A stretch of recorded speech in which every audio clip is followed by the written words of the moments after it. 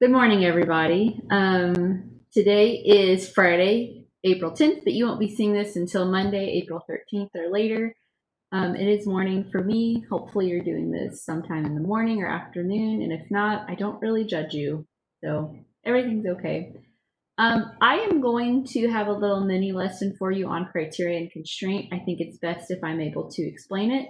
Figured out how to get my screen to split screen. And so I'm going to go over the assignment for today in entirety. So you have a whole video explaining the document. On Wednesday, I won't because it's pretty straightforward. And then Friday, you'll see what we're doing on Friday. So you'll have to bear with me just a little bit. You guys know all of us are so brand new to this technology. Even me, who's not amazing at technology, it's a little bit of a learning curve for me. I know it's a learning curve for you guys. So I'm going to share my screen. I think. Hopefully it works. Thanks for bearing with me. Okay. My hope is that you can now see. Sorry, there was a big bird. You guys know the reason I haven't done more of these like nice videos for you. I did record one, but then I got really distracted, and the whole video was just me being like, Okay, so anyway, first document. I'll make sure I go on the right day here. Hopefully you guys can see that, but just in case not, I'm going to refresh it.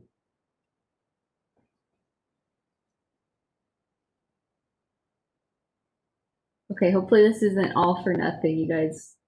You'll know if the next video I say, well, I had to re-record this because, anyway, okay, so my virtual day for Monday, April 13th, 2020. Hello, everyone. Well, if you didn't already know, now you know. Online learning, it's going to be this way until the end of the year. EVSE posted the calendar. If you need that, if you haven't seen it yet, please let me know. I do miss all of your smiling faces. I was going back through my photos and I saw some pictures I snapped in my, when you guys are doing like labs or you guys are doing something where you're all very engaged. And I looked at it this morning and I didn't cry or not. I didn't get, no offense if you take that offensively. I didn't cry, but I got really sad. I'm like, these are my kids and I won't get to see you guys until who knows when. So maybe I'll see one of you when we're both supposed to be in quarantine, but we're at Walmart because I forgot to get something. And I look over and I'm in my big polka dot mask and you'll know it's me because I have a polka dot mask. Okay.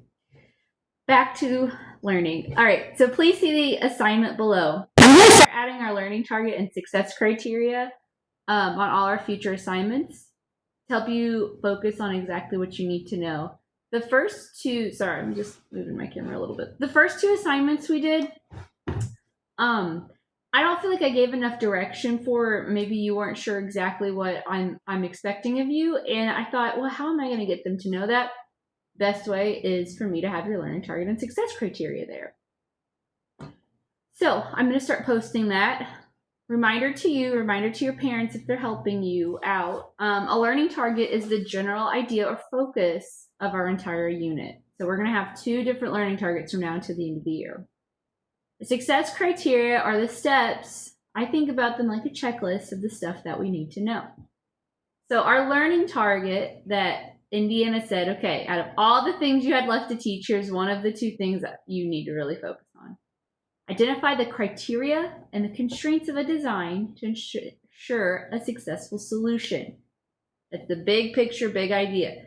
Our success criteria, I want you to think about, I can successfully, ... Okay, so use that like STEM beginning part.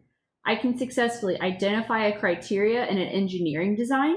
I can successfully identify constraints of an engineering design. And I'm going to explain to you the difference between criteria and constraints. This whole week, our focus is going to be on criteria, constraints. Okay, your assignment will be in bright yellow and it'll be below. I try as hard as I can to fit it all on one page, but you might have to scroll down more. Check out this Google slide of the notes. The video explaining the notes is going to be hyperlinked here. That's me right now. This video you are watching, good for you. You figured out how to click the link.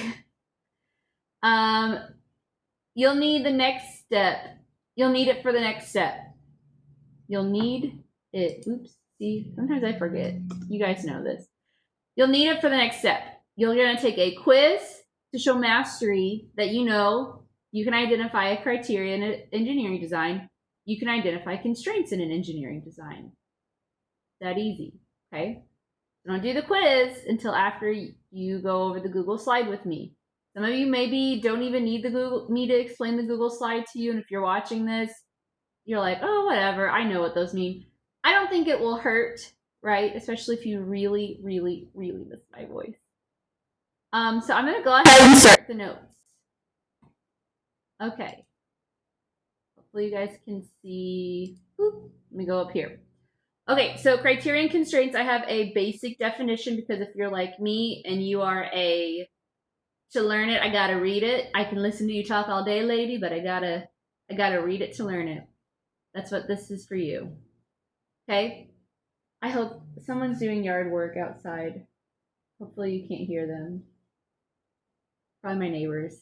Their yard is not that great. It's very tall. They need to cut their grass. Could also be my mom. Anyway, I'm so sorry. You guys know I get distracted in my own classroom. Imagine being in my own house right now.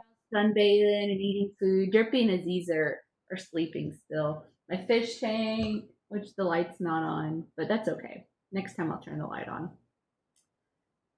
So criteria and constraints. There's my ramble for today.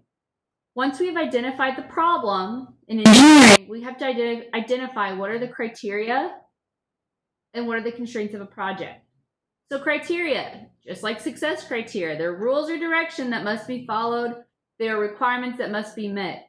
So your success criteria for today, those are requirements that must be met to show me that you have understanding of this big concept. Okay? Constraints are restrictions that keep something from being the best that it can be. They can be problems that arise or issues that come up later. Okay, and I'll kind of explain what that means. So constraints are things that limit, they're limiting factors. They are things that you cannot do. Okay, so engineering design process. I'm going to quickly review it. You guys should know it, but if you don't, here it is. So engineering design process. Okay. First thing you have to ask, okay, well, what do I need to do? What project needs to be done?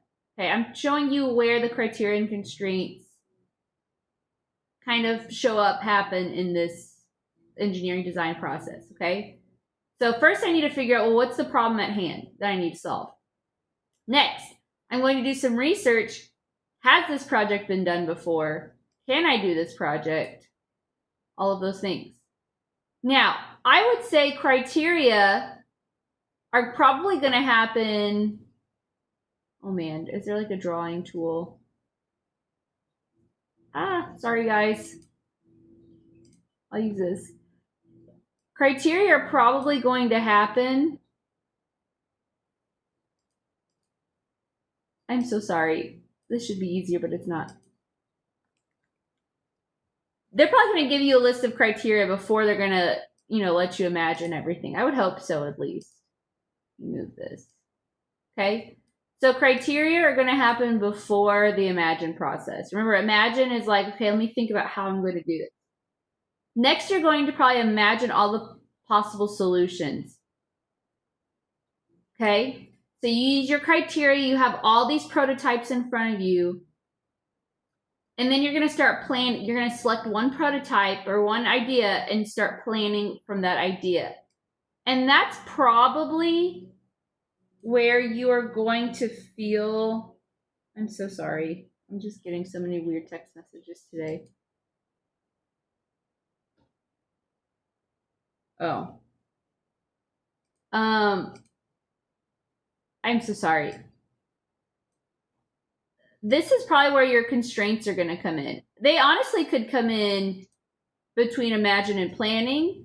They could come in between after you already create the prototype, they could come in after you do the test.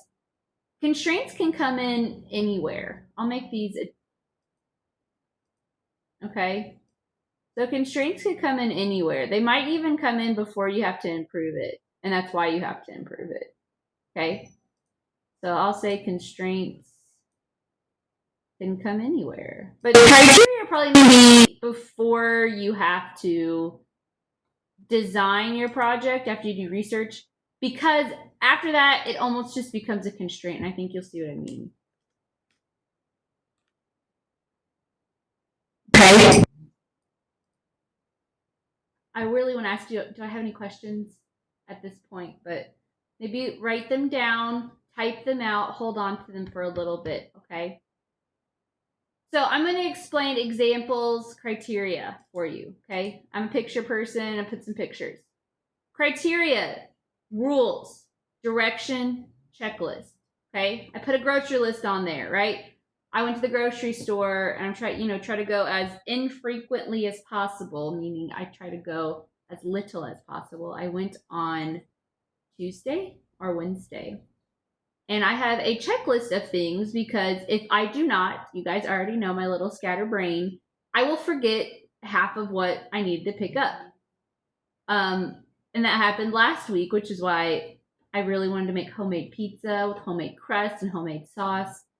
But I forgot the canned tomatoes or the crushed tomatoes that I get. And so I waited a whole week because I don't want to be that person to go get my crushed tomatoes. So I have to have a checklist. I have to have my criteria of what to make. The pictures on here, Toyota and Xbox. Toyota, you're there. You're working there. You're an engineer making cars. And Toyota's going to give you, your bosses are going to say, okay, you're designing a new car for us. That's great. Here's a checklist of everything that this new car needs to have, okay? And obviously, pretty simple ones are probably wheels, a steering wheel, But they might have other things like this kind of car, we're marketing it to be super eco-friendly. So that's on your checklist. And that kind of delves into constraints a little bit, but that's on the checklist. That's the rules, that's the direction, okay? Xbox, the new Xbox is coming out, I think, within the next year or two, right? There is a checklist for those engineers. Believe it or not, people who make Xboxes, they're a type of engineer, right? People who make the controllers, I'm sure, are mechanical engineers.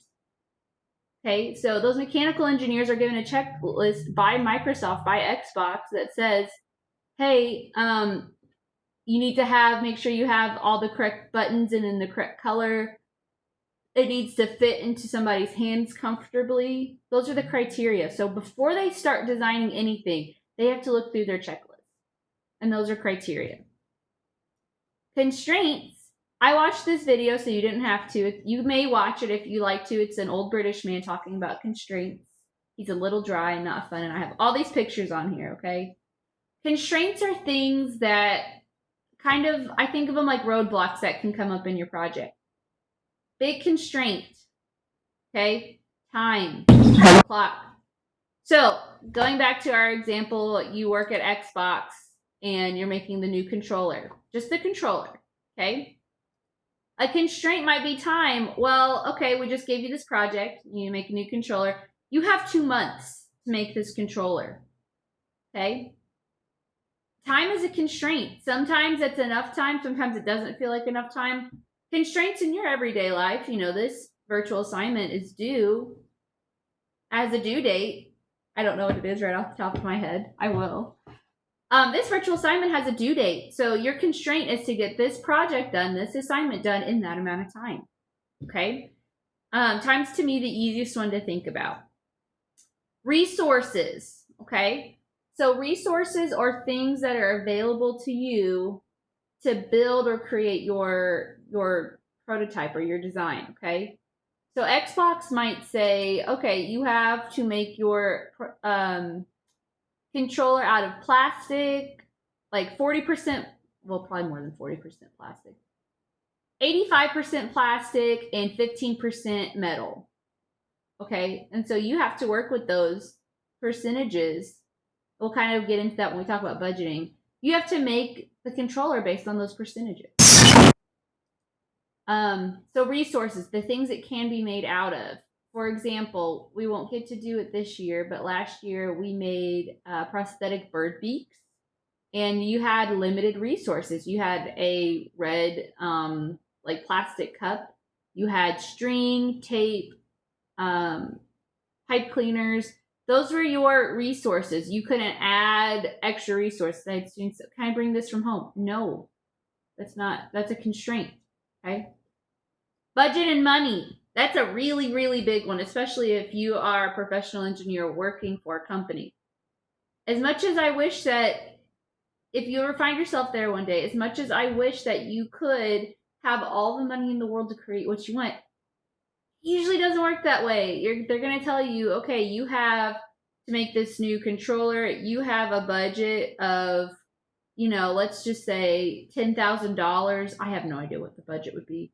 Say you have a budget of like $10,000 to like buy we can give you about $10,000 on these resources that you have. Budgeting and money and resources usually go hand in hand, right? The lower your budget or money is, the less resources you might have, or the less quality of resources you might have. For example, the bird beaks. The reason that your resources are so limited are because I only have X amount of money to spend for all 120 of my students to make the bird beaks. Okay, if I want to try to keep the project under $10 for everybody, which is about 10 cents a kid to make it, then I have to think about, okay, well, you have limited resources. You can only have these kinds of things. Okay, I actually had a unit planned to make a water wheel this year, and I really apologize that I'm telling you all these fun things we could have done in class. I can post it and tell you and show you how to make it, but your resources and your budget would be limited based on what country you had randomly selected. So if you selected a very wealthy nation, then you would have had more money with more resources. If you would have selected a poorer nation, you would have had less resources, less money. Okay. These are ones that the next three are ones that I honestly never really thought about. Those time, resources, budget, and money, those are always something I think about. But the next ones are very bigger picture, and honestly, I didn't think about some of them. Legal and government. So your project, it has to follow laws, right, of your country. If you're making a car, for example, at Toyota, there are certain laws. Your car has to have airbags. It has to have seatbelts. Those are laws in the United States. Your cars have to have those. They have to have a horn. Okay? So, you have to think about legal things. Like, you might create the coolest car you've ever seen in the world, but it's not street legal. I see this sometimes when I watch, you've ever watched Top Gear or whatever it's called now on Amazon with the three British guys. And they'll have like a really cool car, but the car is like not street legal. Like, someone took all this time and money and resources to design a really cool car, but you can't even drive it on the street. I don't quite understand it, other than like bragging rights and it looks cool. But you have to follow laws when you build stuff. You can't just you could lobby to change some of those things if you create something and you say, well, this part of it's technically not legal at the moment, but I really want it to be. I mean, you could go to Washington D.C. and lobby for it to become legal. So there's options there, but you have to abide by that. If you are an engineer at Toyota, you have to follow the laws to make it a street legal car. Okay. Technology that's available, right? The technology we have in the United States is pretty good, but if you went to somewhere like a developing country, meaning a country that isn't as technologically advanced as we are, some resources might not be there, might not be available. And technology kind of ties back into budget and money, legal and government things as well. So you just have to think about, is the technology available? Thinking about making a completely solar powered car, that would be amazing. But is the technology there yet? You almost have to take a step back and say, okay, let's re-engineer the solar panels, right? And then finally, stakeholders. And I have this picture here of someone holding a stake because some of you might know what a stakeholder is and some of you may not. A stakeholder is, I want to make sure that I have this correct so I don't misinform you because I have an idea of what it is in my brain. And I'm going to give you an example. Okay, so it's basically a person or a business who gives you your budget or money, okay? And sometimes stakeholders have their own ideas or their own ways that they want you to do a project. And you kind of have to follow the rules on that. They're kind of like the parent of your project, right? They make the rules. An example of this would be, let's say, and you're going to have an article on Wednesday kind of like this, but let's say, and we're going to talk about it in just a second too. Let's say that you are building a park, okay? And let's just go ahead to the next one so I can, okay? We're going to do this one together. It's a park problem. City of Pawnee, Indiana is wanting to construct a new park on a lot of vacant land. What could or would be the criteria? What could or would be some constraints? So stakeholders, I just want you to think right now in your brain. Stakeholders are people or businesses that give you your budget or money for your project.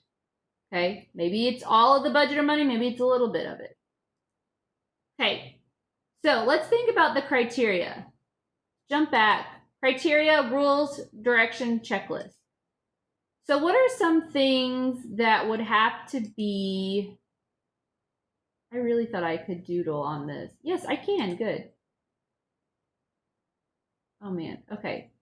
What are some things that would be criteria? So some rules, some checklists, some things that have to be included in a park.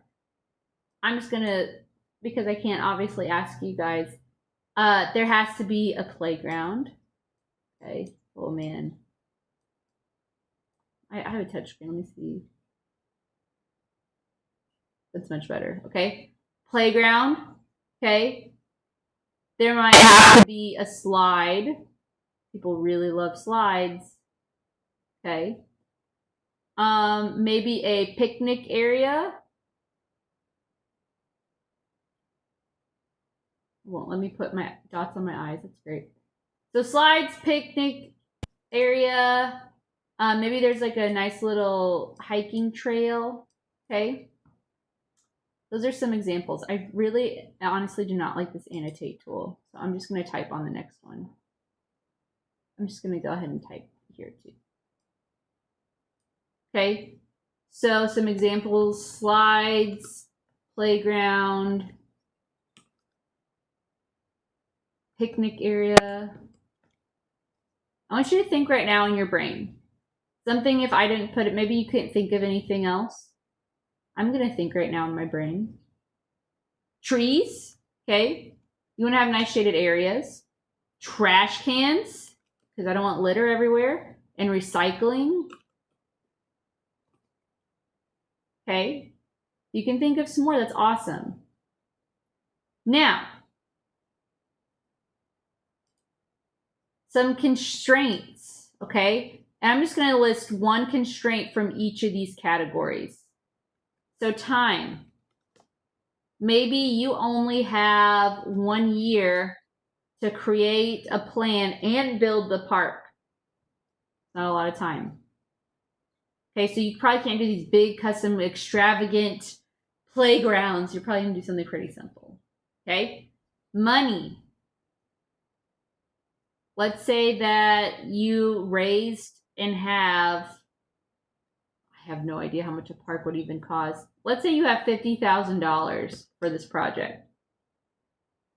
Maybe that's a lot of money for what you want. Maybe it's not a lot of money for what you want. I apologize, guys. My mom's supposed to be over here, and so I'm just making sure that the car wasn't hurt. Because she would walk in, and I'd be like, Mom, I'm teaching. And she'd be like, oh, that's great. Let's go ahead and start on your kitchen. I'm redoing my kitchen. Okay, legal.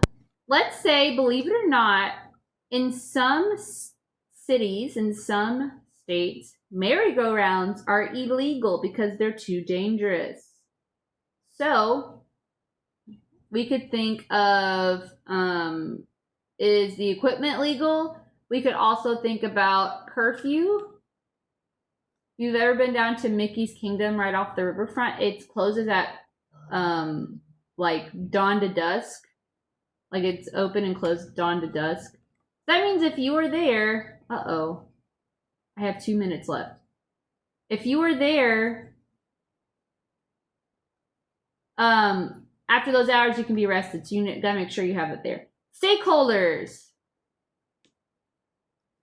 So let's say that a business, let's say that the McDonald's gives you money for this park. You're probably going to put their name somewhere in the park. Okay? Since I'm on time, short on time, I'm going to skip technology, but you can think about it. The next part, I want you to read, because I won't get a chance to, because the video will end before then. Identify 2 possible criteria and 2 possible constraints from the situation above. Record your answers in this Google form, and that Google form's the same one. Okay, I got to end this. So you guys have been awesome. Thank you so much. And I will have an assignment for you Wednesday. Bye, guys.